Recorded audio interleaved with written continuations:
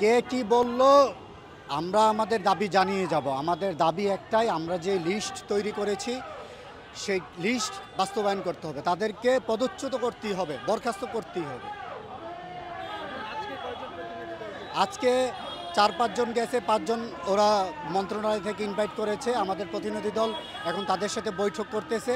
দেখা যাক তারা কি ঘোষণা করে। আশা করতেছি আমাদের আশানুরূপ ফল আমরা পাবো। যদি না পাই আমরা আবার কর্মসূচি ঘোষণা করব।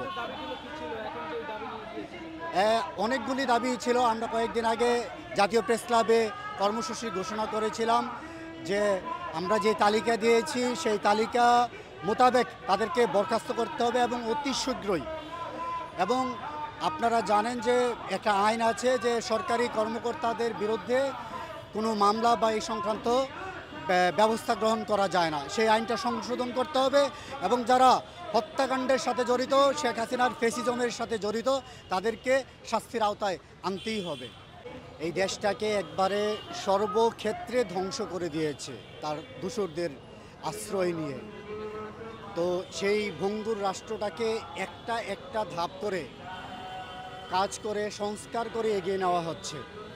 আমরা যে বসেছিলাম এমন না, আমরা একটা একটা করে পর্যায়ক্রমে দাবি জানিয়ে যাচ্ছি।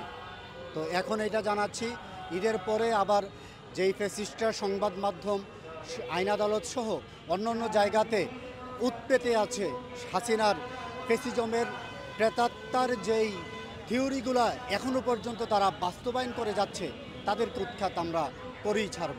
তারা উৎখাত না হওয়া পর্যন্ত আমরা একটার পর একটা কর্মসূচি ঘোষণা করে বাস্তবায়ন করে যাব।